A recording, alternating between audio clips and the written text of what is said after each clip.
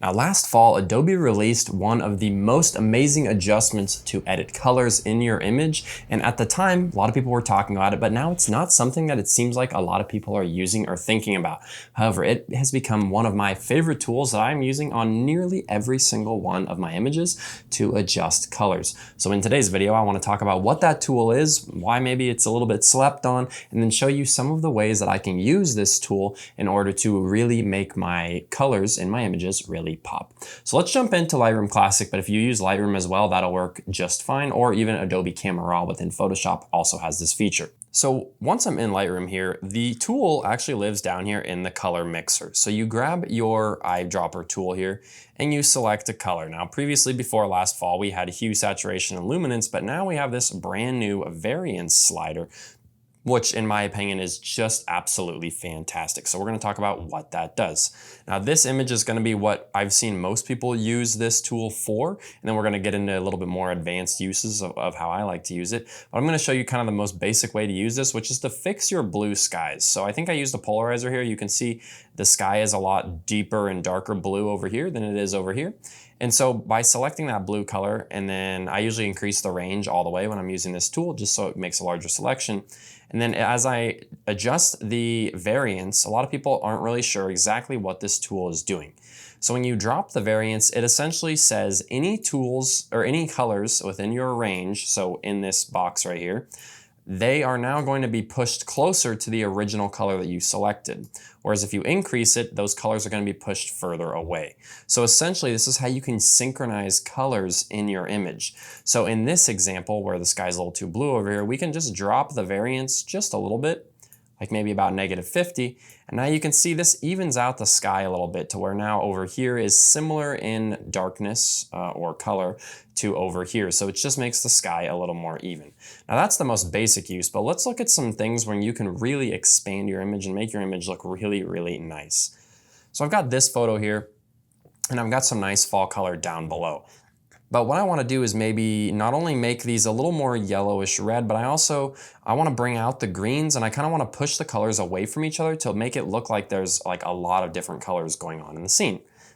So I'm going to grab my eyedropper and I'm going to select like a neutral color. So I don't want the brightest green. I don't want the darkest orange over here. I probably want something maybe about in here. Feels pretty good. Again, I'm going to increase the range. And then we're going to adjust the variance, I mean. So if we drop the variance, you can see when we drop it, and I'll increase the saturation so you can see it better. As we decrease it, you can see it's kind of sucked everything in to make it all one color, which is not what we want to do. We want to actually do the opposite. Now you can see if I increase it all the way, now we have these deep reds. You can see compared to the original, this like orangish red gets pushed more towards red, and a lot of the yellowish greens gets pushed more towards green. And it just creates a little more dynamic looking image. Obviously this is way too far. I would probably dial this down somewhere about in there, and then I would drop the saturation as well. And then we will toggle this. You can see I made an adjustment to the blues as well before this video. But if I just turn off this orange, you can see we've really made this look nice in here by making it just a little more dynamic with a little bit deeper colors on all of the different sides. Now you can of course use this with a masking tool as well. So if you were affecting some part of the image that you didn't want to affect, you can grab your masking tool and use like any sort of gradient or brush or anything like that and use the color mixer within that masking tool as well. You can also go in as you adjust the variance and adjust something else. So if I just wanted to tone everything a little more towards orange or towards green, I can do that. So I can just bring everything over here to the left just a little bit. Maybe I'll bring down the saturation just in there. So now you can see before and after. I've just kind of really made these colors on the outside, this red and the greens kind of just pop a little bit more.